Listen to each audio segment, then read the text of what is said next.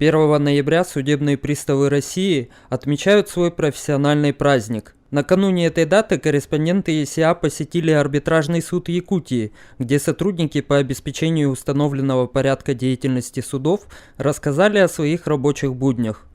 Первое, что ждет гражданина перед визитом в зал суда, это тщательный досмотр на пропускном пункте. Здесь сотрудники по УПДС проверяют документы, узнают цель визита и изымают запрещенные предметы, если таковые обнаружены.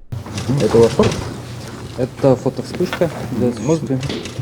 Об особенностях досмотра рассказал судебный пристав по обеспечению установленной деятельности судов специализированного отдела по УПДС Якутска Алексей Поцелуев. В целях обеспечения безопасности данные посетители приходят, мы спрашиваем визиты, куда посещение на данный момент.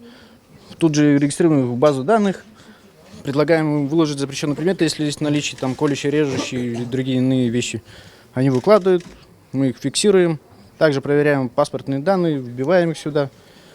Личные вещи, находящиеся при них, телефоны, сумки. Потом они проходят на судебное заседание. На вашей практике с какими чаще всего сталкиваетесь предметами? Бывают канцелярские ножи, складные ножи, бывает с травматным пистолетом приходят.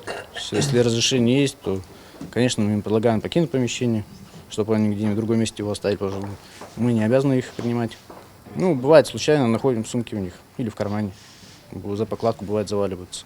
После прохождения досмотра граждане попадают непосредственно в зал суда. Примечательно, что перед каждым заседанием помещение тщательно проверяется сотрудниками ОУПДС. Это необходимо для безопасности всех участников процесса.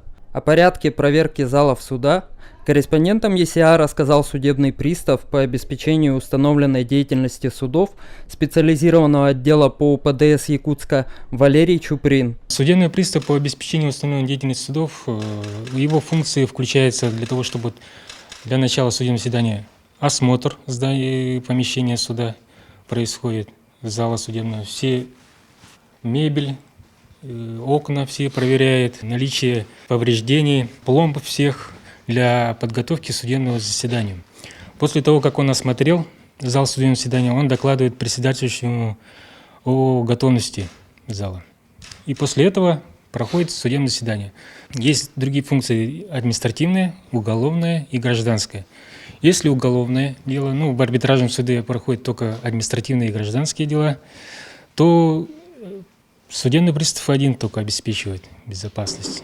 Не менее важной составляющей судебного заседания является и соблюдение установленного порядка всеми участниками судебного процесса. В судебном заседании запрещается реплики, какие-нибудь высказывания, потому что имеется регламент судебного заседания, ни перепалок, ни так далее. Только идет по процессу именно хода судебного заседания. Потому что там иногда бывают такие споры, то что некоторые ругаются, бывают даже скандалы такие. Потому судебный пристав по обеспечению установленной деятельности пересекает именно эти правонарушения, для того, чтобы не было таких нюансов. Таким образом, сотрудники по обеспечению установленного порядка деятельности судов выполняют большую работу, направленную на сохранение безопасности всех участников судебных процессов. И каждый гражданин должен помнить, что их действия регламентированы четкими правилами.